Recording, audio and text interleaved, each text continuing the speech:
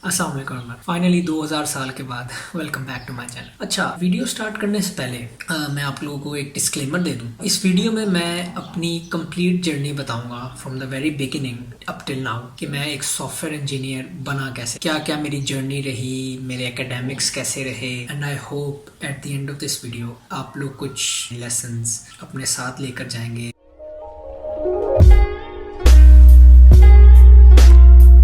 अच्छा यार, पता है क्या, पाकिस्तान में यहाँ शुरू से ही एक ट्रेंड है कि आपको कहा जाता है यार मैट्रिक कर लो, जिंदगी संवर जाएगी। Once you get through the matriculation process, यार एफएससी कर लो यार, 2 साल सिर्फ कर लो आप। ये बड़ी अच्छी बात कही आप। मुझे पता है, आई एम श्योर आप लोगों के साथ भी जो है ना यही सब होता होगा। Once I got through my ICS, फिर सिर्फ 4 साल रह गए यूनिवर्सिटी के, और उसके बाद तो मौजे ही मौजे हैं। जॉब होगी, हाथ में पैसा होगा, आजादी है, खुली आजादी है। कर करा के 4 साल में यूनिवर्सिटी भी की, उसके बाद अब जॉब कर रहे हैं। इस 4, 2, 6, 10, 16 और अब ये so on up to I don't know for how long, इतने साल मुझे वो जो सुकून है ना, वो नहीं अभी तक मिल सका। तो one thing to take from this is that सुकून कभी नहीं आएगा। The person who earns the bread and butter for his home, वो बंदा इंजॉय नहीं कर सकता लाइफ को। उसकी आने वाली नस्ल या उसके इर्द गिर्द उसके बहन भाई छोटे या उसके पेरेंट्स, वो इंजॉय करते हैं। अगर आप समझेंगे ना कि आप सॉफ्टवेयर इंजीनियर बन जाएंगे, आपको महीने 10 लाख रुपए की नौकरी मिल जाएगी, even then you'd not be able to enjoy your money, क्योंकि आपके पास पैसा होगा, वक्त नहीं होगा। अब आते हैं कि मेरा क्या दिल था बचपन से। ऑनेस्टली स्पीकिंग, मेरे पास कंप्यूटर्स के अलावा कोई चॉइस ही नहीं थी through out my entire academic career. उसकी वजह है कि मेरे फादर ने from the very beginning when I was in probably 7th और 8th क्लास, तब से मेरा जो माइंड सेट है वो कंप्यूटर में ही लगाना शुरू कर दिया। I remember when I was in 8th I decided to do my O levels. My father agreed. उन्होंने कहा ठीक है, ओ लेवल्स कर लें आप, लेकिन करना कंप्यूटर में है। अब मैंने ओ लेवल्स क्यों करना चाहा था, क्योंकि जो मेरे 8th के सारे दोस्त थे वो सब ओ लेवल कर रहे थे। मैंने घर आके बात की, मैंने कहा यार मैं इस तरह ओ लेवल्स करना चाहता हूँ। फादर ने कहा कि ओ लेवल्स तो ठीक है कर ले तू, लेकिन करना तूने कंप्यूटर्स में। मैं उस वक्त बच्चा था, मुझे सवाए एम्पायर अर्थ एक गेम होती थी, उसके अलावा मुझे कंप्यूटर पे और कुछ करना नहीं आता था। अब वो जो मेरे दोस्त थे ना, जिनकी वजह से मैं ओ लेवल्स करना चाह रहा था, वो सब गए बायो में। अब मेरे पास चॉइस थी कि यार मैं, मतलब मेरा तो दिल था ओ लेवल्स तो चले था, लेकिन बायो में जब मैं तो फ्रेंड्स के पीछे जा रहा था, भाई यार चॉइस थी कि कंप्यूटर। मुझे फिर ये था कि यार एटलीस्ट अगर मैं ओ लेवल्स करूंगा इवन इन कंप्यूटर्स, उनके साथ तो हूंगा ना। ओ लेवल्स की जो बिल्डिंग थी उसमें तो हूंगा मैं, तो I still be able to meet my friends and what not. तो मैंने ठीक है ऑप्ट कर लिया कंप्यूटर्स। शुरू हो गया ओ लेवल्स, 3 साल का ओ लेवल्स था। दूसरे साल मैंने कुछ पेपर्स दिए, फिर फाइनल ईयर में मैंने कुछ पेपर्स दिए। ग्रेड्स मेरे कोई इतने खास नहीं आए थे, मेरे ख्याल से 3 A's थे, 4 मेरे ख्याल से B's और B+ के दरमियान था, और एक मेरा C था, सिर्फ एक C था मेरा। एंड गेस व्हाट, इसमें C होगा कंप्यूटर में। तो मैंने कहा यार ये क्या कर दिया, मेन सब्जेक्ट कंप्यूटर और उसमें सी ले आए हो। और मेरा वो ज़हन शुरू से बना रहे थे, मतलब throughout the 3 years of O levels, मुझे वो यही था कि यार आगे रिगार्डलेस आप ए लेवल्स करें या आईसीएस करें, आपने करना कंप्यूटर में ही है। तो मुझे था यार कंप्यूटर में ए आ जाए, बाकी सब्जेक्ट सी खैर है। कंप्यूटर मेरा सी आ गया। अब रिजल्ट खैर आ गया और मैं रिपीट नहीं किया। मैंने कहा यार निकले बस, इस ओ लेवल्स हो गया। अब सारे दोस्त जा रहे थे ए लेवल्स में। फादर ने कहा ए लेवल नहीं, आप आईसीएस करो। मैंने कहा यार बढ़ गए भाई, अब अलहदा होना पड़ेगा। लेकिन फिर उन्होंने काफ़ी समझाया कि यार ये दोस्तियाँ वगैरह जो हैं, ये सारी उम्र तो चलनी नहीं साथ, किसी ने बाहर चला जाना है, किसी ने कहीं चले जाना है, किसी ने शहर छोड़ जाना है। तो बहरहाल उस वक्त जितनी समझ आई, कुछ कर भी नहीं सकते थे। आईसीएस में अप्लाई कर दिया। तो मैंने ओ लेवल से मैट्रिक में कन्वर्जन करवाई ना, मेरे आउट ऑफ 900 थे मार्क्स। जब मेरे टोटल मार्क्स कन्वर्ट हुए ना 800 समथिंग या 700 समथिंग आउट ऑफ 900, उसको कहते हैं इक्विवेलेंस। कॉलेज में एडमिशन लिया आईसीएस में। अब क्योंकि मेरे नंबर बहुत अच्छे थे, तो उन अच्छे नंबर्स की वजह से मुझे मॉडल सेक्शन मिल गया। 1 साल मुझे तो, बहरहाल मैं ओ लेवल्स का सिस्टम सारा बचपन से ओ लेवल्स का सिस्टम ही पढ़ा था, क्योंकि वो ऑक्सफोर्ड की किताब ही पढ़ रहे थे हम बचपन में भी, फिर ओ लेवल्स में भी ब्रिटिश और ऑक्सफोर्ड। अब मैं जब इधर आया ना आईसीएस में, इधर आ गया पंजाब टेक्स्ट बुक बोर्ड। अब मुझे आदत थी, या आदत नहीं तो कह ले, मुझे शुरू से सिखाया गया था ओ लेवल्स में लॉजिकली जो है चीज को सोचना है या चीज को समझना है। पंजाब टेक्स्ट बुक बोर्ड में जब मैं आया ना, जब मैंने इधर की किताबें पढ़ना शुरू की, स्पेशली कंप्यूटर्स और इसकी, तो वही पुराने जमाने के 1960-70 के डॉट मैट्रिक्स प्रिंटर होता है। बस हमें ना मुझे ये इमेज थी कि जब ये प्रिंटर का सवाल आए ना, तो आपने सबसे टॉप पे लेजर प्रिंटर को रखना है, क्योंकि वो सबसे अच्छा प्रिंटर होता है। क्यों होता है? और लेजर प्रिंटर उसको कहते क्यों है? उसकी टेक्नोलॉजी क्या है? कोई लेना देना नहीं। अगर प्रिंटर का सवाल आ जाए, बस सारी तारीफें आपने लेजर प्रिंटर की करनी है, आप पास हो जाओगे। अब इस तरह की चीजें मुझे सीखने को मिली, और टीचर्स भी बड़े मजे से सिखाते थे कि भाई करना है ये आपने, नहीं तो आप फेल हो जाओगे। अब जब हम सुनते थे कि यार फेल हो जाएंगे, नहीं फिर हम नहीं बोले। तो ऐसी बात है, वो एक सिस्टम होता है, आप उसके थ्रू प्रोसेस में, when you are in the process, तो आपको माननी पड़ती है सिस्टम की, क्योंकि वो कहते हैं ना, आवे का आवे ही बिगड़ा हुआ है। और आज भी शायद यही सीन है, वो आवे का आवे ही बिगड़ा हुआ है पूरे HEC का और पूरे एजुकेशन सिस्टम का, पाकिस्तानी खास तौर पर। तो बहरहाल कुछ समझ नहीं आई, 2 साल कुछ भी नहीं समझ आई मेरे, यकीन करें नियर टू फेल होते मैं बचाऊं फर्स्ट ईयर में, और फिर ऊपर से आगे चलता है। लेकिन बोर्ड की कहानी है, अब मैंने कभी जिंदगी में बोर्ड के पेपर दिए नहीं, ना मुझे उधर के माहौल का पता था कि कैसा होता है। अच्छा, ओ लेवल में क्या होता था, हमारे सेंटर बनते थे PC, होटल्स बनते थे अवारी, इस तरह के सेंटर्स बनते थे, वहाँ PC सेंटर होते थे। हम बकायदा पूरे सील्ड बॉक्स में आपके ब्रिटेन से पेपर आ रहे होते हैं, बकायदा वो वॉलंटियर्स होते हैं, बच्चे में से किसी एक वॉलंटियर को खड़ा करते हैं, वो पेपर दिखाते हैं कि भाई this is a sealed pack right now, we are opening the papers and you would not be allowed to go outside. अगर किसी ने वॉशरूम वगैरह पानी शानी पीने या करने जाना है तो अभी चला जाए। After opening the seal nobody would be allowed to exit the examination hall. तो बच्चा उठता था कैंची से ऐसे सबके सामने, वो सील काटता था पेपर की, और फिर पेपर डिस्ट्रीब्यूट होते थे। इस तरह का माहौल। आपके इधर साइड पे पानी का कप पड़ा होता था, साथ वो टॉफी से क्लेयर्स वगैरह आप लेके जा सकते थे, यहाँ एग्जामिनर्स भी बांध देते थे। ये ओ लेवल का माहौल मैंने देखा हुआ था एग्जामिनेशन हॉल का। वो ICS के उसमें गया हूँ मैं एग्जामिनेशन हॉल में, पंजाब यूनिवर्सिटी के एग्जामिनेशन हॉल में एंटर हूँ। ओ बच्चे वे बच्चा तुमना वे और चढ़ा हुआ, किसी को सीट नहीं मिल रही, कोई गालियां निकाल रहा है, कोई सर के साथ लड़ रहा है, सर ऐसे ऐसे चिल मोल टांगे ऊपर करके सर बैठा हुआ, हाँ जी अपना वो दिखाओ, रोल नंबर स्लिप दिखाओ। सबसे पहले तो अपना कमरा ढूंढना साहब होता था, लिस्टों पे लिस्टें लगी हुई हैं, आपने आधा घंटा लगा के तो अपना रोल नंबर ढूंढना, एग्जामिनेशन हॉल एंटर होना है, वहां जाके वो गर्मी पे गर्मी और पसीने और पता नहीं क्या क्या, तौबा, वो कर करा के भाई जाना आपने पेपर देना है और फिर आना है। तो ये तो माहौल ICS में मिला, और आप यकीन जाने 2 साल बड़ी गंदी परफॉर्मेंस थी मेरी ICS, लेकिन पास हो गया। बाहर ICS हो गया जी। सोचा था कि कॉलेज में कंप्यूटर्स का थोड़ा सीखेंगे, और जितना मैंने ओ लेवल में सीखा था मुझे वो भी भूल गया। यूनिवर्सिटी में गए, काफी यूनिवर्सिटीज में मैंने जैसा कि मैंने कहा, मेरे पास कंप्यूटर्स के अलावा कोई चॉइस ही नहीं थी। तो मुझे इतना तो पता था भाईजान, बायो में, फार्मेसी में या और किसी भी फील्ड में BBA फायदा ही नहीं ट्राई करने का। बहरहाल कंप्यूटर में ही करना था, कंप्यूटर में किया। अच्छा जी, फिर यूनिवर्सिटी में आए, यूनिवर्सिटी में एडमिशन हुआ। एक लक क्या हुई यूनिवर्सिटी में, मेरे सीनियर से मुझे पता चला कि कंप्यूटर की फील्ड में ना मेरे बैच से पहले तक एक लड़की नहीं होती थी। मेरा जो बैच है 14 का, वो पहला बैच है जिसमें इतनी लड़कियां जो है वो कंप्यूटर्स में एडमिशन ले चुकी हैं। ऊपर से हम लोग बचपन से नॉन को स्कूल में पढ़े हुए हैं, तो जब आपके भाई के बेंच पे लड़की बैठती थी तो सामने तो कुछ नजर नहीं आता था, टोटल ब्लैंक हो जाता था, नजरें सीधी होती थी, सारा ध्यान होता था।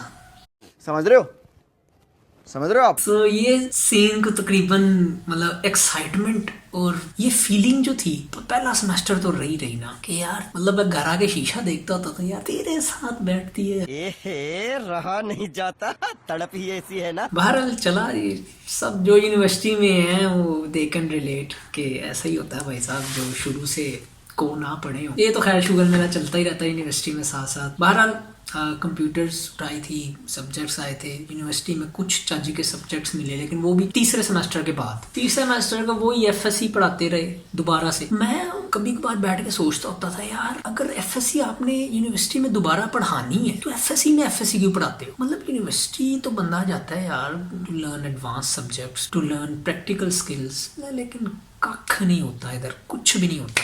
क्या करे, again part of the system चलता रहा। यूनिवर्सिटी भी चलती रही, पहला सेमेस्टर, दूसरा सेमेस्टर, बिल्कुल पढ़ाई में दिल नहीं लगा। अच्छा, मैं था स्कॉलरशिप पे, लेकिन उसकी शर्त ये थी कि मेंटेन रखना है आपने 3 पॉइंट समथिंग CGPA। मैं कहा यार 3 पॉइंट तो आ ही जाएगा। आपके भाई का दूसरे सेमेस्टर में आया 2.6 CGPA। ये आपका भाई खड़ा था और ये जमीन थी। जब रिजल्ट अनाउंस हुआ और आपके भाई ने पोर्टल पे देखा, बूम, मेरा तो था यार पैसे दूं, फीस गई, फेल होते होते बचाऊं। मैंने कहा यार समर उठाते हैं, कुछ सब्जेक्ट्स रिपीट करते हैं। बहरहाल सेकंड सेमेस्टर के बाद समर नहीं उठा सका due to some personal reasons. Third semester में मैंने कहा यार मेहनत करनी, वही जो शुरू में हर सेमेस्टर के शुरू में होता है कि यार मेहनत करनी है, इस दफा तो पाड़ के रख देनी है मैंने, ये वो सब होते हैं, आपको पता होगा स्टूडेंट्स को। थर्ड सेमेस्टर गुजरा जी, रिजल्ट आया, प्रोब आ गई। प्रोब मतलब प्रोबेशन आ गई। प्रोबेशन आती है जब आपका 2.0 से CGPA नीचे होता है। आपके भाई का अल्हम्दुलिल्लाह 1.8 CGPA, बस खत्म, बाय बाय। सीन हुआ जी, घर बताना पड़ गया रिजल्ट, क्योंकि सिचुएशन बहुत ही खराब हो गई थी यार। जब घर रिजल्ट बताया ना, घर वालों ने बिठाया, घर वालों ने कहा बेटा करना क्या तूने, ये बता दे आज।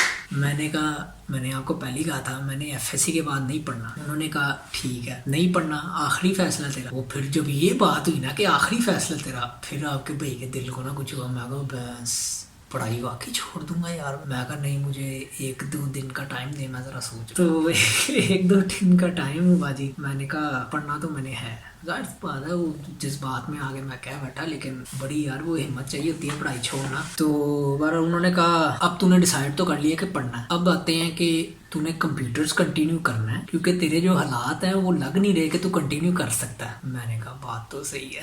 अच्छा होता क्या था, ये जितने भी नॉन टेक्निकल सब्जेक्ट्स थे ना, लाइक इंग्लिश हो गई, उर्दू हो गई, इनमें आपका भाई पास ही होता था हमेशा। वो फेल होता था तो कंप्यूटर्स वाले सब्जेक्ट्स में। और माइंड यू कि मैं बचपन से कंप्यूटर पढ़ रहा हूँ और मैं आज तक उसमें फेल होता आ रहा हूँ। तो ये बात आप नोट रखिएगा, एंड पे इसको डिस्कस करेंगे। अच्छा जी, मैंने कहा यार BBA भी यही ऑप्शन है। घर वालों ने कहा BBA तो नहीं करना क्योंकि उसका कोई फायदा नहीं है आगे। मैंने कहा जब मेरे पास कोई चॉइस ही नहीं है, मतलब ना मैं कंप्यूटर के अलावा कुछ कर सकता था। अब जब मुझे एक घर वालों ने ऑप्शन दी कि यार कंप्यूटर के अलावा कुछ करना है, तो मैंने जब BBA का कहा तो उन्होंने कहा BBA नहीं करना। मैं कहा फिर अब इस मुसीबत में पड़े तो हुए ही हैं, फिर इसको ही कंटिन्यू कर लेते हैं। तो उन्होंने कहा ठीक है कंप्यूटर को कंटिन्यू करो। मैं कहा ले ये क्या बात, बहरहाल करना पड़ा। फिर वो जो थी ना एक थोड़ी सी कह लें कि ये जो सिचुएशन थर्ड सेमेस्टर में बनी ना, ये एक किस्म की वेकअप कॉल भी कह लें आप कि यार you have no other choice, you either have to leave the studies or you have to continue with the computers. मैंने कहा लीव वाला काम तो मैं नहीं कर रहा, फिर कंप्यूटर भी पकड़ लेते हैं, जरा थोड़ा सा मेहनत तो करनी पड़े। वो कहते हैं ना चिड़ी बेचारी की करे, ठंडा पानी पी मरे। तो कंटिन्यू किया। फोर्थ सेमेस्टर में मैं फिर जब ना मैं फुली प्रिपेयर होकर गया मेंटली, इस 1.8 को कम से कम 2.5 से तो ऊपर लेके आना, क्योंकि मुझे पता था कि 2.5 या उससे अगर नीचे रहा ना आपका CGPA, आपकी यूनिवर्सिटी की डिग्री का कोई फायदा नहीं। कोई गवर्नमेंट बॉडी आपको जॉब नहीं देगी, कोई आर्मी का कोई टेस्ट नहीं आप दे सकोगे, कोई सिविल टेस्ट नहीं दे सकोगे, इंटरनेशनल अप्लाई नहीं कर सकोगे किसी यूनिवर्सिटी में। तो ये एक वेकअप कॉल थी मेरी। आगे भाई ने फिर समझ लगाना शुरू किए और 4 क्रेडिट आवर वाले सब्जेक्ट जो है ना, जिनमें मेरा D-C था, मैंने वो उठाए यूनिवर्सिटी में, उनको मैंने रिपीट किया। आपके भाई ने D's को कन्वर्ट किया B's में, A's में, और CGPA उठाया तकरीबन कह लें 7th सेमेस्टर। मैं ऐसी सिचुएशन में था कि मेरा GPA जो है वो 3.2 3.3 इतना आया करता था, which was very beneficial for my CGPA, जो कि जंप करके मेरा 2.8 तक चला गया था। मैं कहा शुक्र है यार आज मकसद पूरा हुआ यूनिवर्सिटी के 4 साल का। इसी वजह से मेरी यूनिवर्सिटी 4 साल में कंप्लीट नहीं हो सकी, 4.5 साल में कंप्लीट हुई। कंटिन्यू रही ऐसी जर्नी। 7th सेमेस्टर आया 8, मतलब फिर हम जो है ना चिल हो गए हुए थे यूनिवर्सिटी के पॉइंट ऑफ व्यू से, सीनियर भी हो गए थे, सब जानते भी थे, टीचर्स भी जानते थे, वो भी फिर रिगार्ड रख लेते थोड़ा सा कि यार बच्चा 1-2 नंबर से ग्रेड बढ़ रहा है, इसको फेल होने वाली सिचुएशन तो नहीं फिर आई ना सवाई 8 सेमेस्टर तक। 8 में ये एक दोबारा से हुआ था सीन, वो मैं बताता हूँ आपको। वो 8 सेमेस्टर वाली स्टोरी, आखिरी सेमेस्टर आपके भाई का, सारे सब्जेक्ट्स बिल्कुल परफेक्ट जा रहा है काम। तो मेरा था यार एक एडवांस वेब करके ना कोई एक सब्जेक्ट इन्होंने ऑफर किया, और मेरा था भी कि यार एक ऐसा सब्जेक्ट ऑफर करना चाहिए इनको जिसमें ना थोड़े वेब के थोड़े एडवांस हम चीजें पढ़े। इन्होंने कर भी दिया, वो किस्मत ऐसी कि कर दिया आखिरी सेमेस्टर में। अब वो था 4 क्रेडिट आवर्स का मेन सब्जेक्ट था। मैं कहा चुपको पढ़ते हैं। वो हुआ क्या, ओ समझ ही नहीं आई। अब वो था भी 4 क्रेडिट आवर का, बाकी सब्जेक्ट्स बेहतरीन चल रहे। मैंने कहा यार अगर इसमें मेरा चौका लग जाता ना तो मेरा CGPA तो शूट कर जाएगा। चौका क्या लगना, ओ भाई साहब डी आना औखा हो गया उसमें। आखिरी दिन चल रहे थे सेमेस्टर के, मैं कहा ले भी फासा फेल तो नहीं होना मैंने क्योंकि अगर मैं फेल हो जाता ना उसमें मुझे एक सब्जेक्ट की वजह से एक सेमेस्टर एक्स्ट्रा लगाना पड़ना था, ये नहीं मैं करने देता। मुझे पता चला जी रिजल्ट से थोड़ा अर्सा पहले 2-3 दिन पहले कि फासा तुम भी डेंजर जोन में हो इस सब्जेक्ट में। मैंने अपने सर को कॉलों पे कॉलें मारी, तो सर के साथ अच्छी बनी हुई थी। सर को मैं कहा सर जी मेहरबानी करें आखिरी सेमेस्टर है, 6 महीने पहले ऊपर लग गए हैं मेरे, मुझे डी दे दें। मैं कहा यार मुझे बस पास कर दो इस सब्जेक्ट में यार। वो सर ने कहा बेटा कुछ तो कर लेता, लैब में कुछ कर लेता तो मैं तो ये देने जोगा तो होता। मैं कहा सर मेहरबानी करें मेरी आगे जॉब में, मैंने बहाना मारा, मैं कहा सर मुझे जॉब भी मिल गई है, मैंने ज्वाइनिंग डेट दे दी हुई है उनको, मैं बस इधर से फंसा हूँ। उन्होंने बहरहाल कहा अच्छा वाकई चल ठीक है, तरस तुरस खा लिया। उन्होंने कहा चल तू टेंशन है ले तू पास हो जाएगा। मैं कहा चलो चिल, इधर से तो चिल हो गया। जब वो सब्जेक्ट का रिजल्ट आया ना आपका भाई का C-, मैं कहा सर इतनी मेहरबानी, कहते चिल खुश हो टेंशन ना ले, यूनिवर्सिटी क्लियर। ओ मैं कहा शुक्र है आज तो बाद नहीं देखनी पेगी शक्ल यूनिवर्सिटी की। अच्छा यार यूनिवर्सिटी खत्म हुई, यूनिवर्सिटी के बाद फिर जॉब का प्रोसेस। अब क्योंकि थोड़ी सी अक्ल आ गई हुई थी आपके भाई ने फिर जॉब सर्च करना शुरू की। वही यूनिवर्सिटी के जो 2-3 दोस्त अंत तक रह गए थे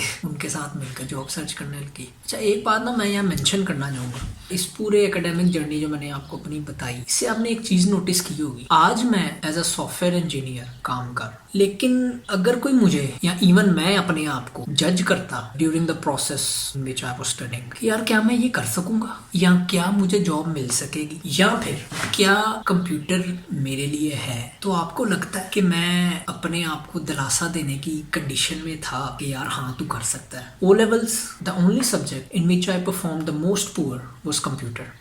ICS द ओनली सब्जेक्ट जिसकी मुझे कुछ समझ नहीं आती थी computer. University the only subjects जिनमें मैं फेल होता था वर रिलेटेड टू कंप्यूटर्स। तो एट द एंड मैंने भी नहीं ये सोचा था कि मैं उन सब सब्जेक्ट्स में फेल होने के बाद उन्हीं सब्जेक्ट्स की जॉब कर रहा हूँ। I mean that's how life is, it's very unpredictable, you never know what's gonna happen in future. मतलब अगर मैं अपने आप को उस वक्त जज करके अब फील्ड छोड़ देता तो मुझे नहीं पता कि आज मैं क्या कर रहा होता, शायद ये वीडियो भी ना बना रहा होता ऑनेस्टली। तो आप लोगों के भी ना इस तरह के मुझे बहुत से सवाल आते हैं कि फाद भाई हम कंप्यूटर्स करना चाहते हैं या हम कंप्यूटर्स कर रहे हैं, हमारी समझ में कुछ नहीं आ रहा। तो अगर यार मैं कर सकता हूँ ब्रदर आप तो डेफिनेटली कर सकते हो, there is no question about it कि आप नहीं कर सकते, यू कैन डू इट। अब शुरू हुआ प्रोसेस जॉब ढूंढने का। भाई साहब 50 से ज्यादा इंटरव्यूज मैंने दिए हैं, तकरीबन कह लो 6 महीने चले। एक फाइनली कंपनी से ना कॉल आई, मैंने कहा चलो गुड है यार, कॉल आई, फर्स्ट जॉब है, कुछ तो मिले, 6 महीने से वेला ही फिर रहा हूँ मैं। घर आके बताया ठीक है जॉब जो मिल गई। अच्छा जी जॉब मिल गई, जॉब पे जाना शुरू हो गए। पहला दिन जॉब का उन्होंने कहा कि आपकी ट्रेनिंग होगी, सीनियर डेव को लगाया, उसने कहा कि ये हमें प्रॉब्लम आ रही है, ये आपने काम करना है। मैंने कहा अच्छा ठीक है कर लेंगे। मुझे सिर्फ एक जो उम्मीद थी ना उस वक्त वो ये थी कि यार गूगल मेरे पास है। उसने कहा कब तक करेंगे आप? मैं कहा देखें अभी तो मतलब मैं कोड समझूंगा। कहते चले आपके पास सारा दिन है आप करें। आपका भाई बैठा है वो करने, गूगल किया, यकीन जाने 8 घंटे गुजर गए आपके भाई से वो सॉल्व नहीं हुई प्रॉब्लम। एंड पे क्या हुआ, वो अपना काम कुम करके आया। उसने कहा हाँ भाई फासा किधर पहुंचे हो? मैं कहा सर वो समझ नहीं आ रही। उसने कहा नहीं आ रही, इधर दिखाओ। भाई यार ये क्या कर रहे हो? लिटरली उस बंदे ने गिनती के 3 लाइनें लिखी हूं, उसने कोड चलाया, कोड चला गया। ओ मैं कहा फासा किथे फस गए हो तुसी। तो अगर जॉब इसको कहते हैं तो भी टाइम है भाई, एक ही दिन गुजरा है, निकल जाओ इस फील्ड से।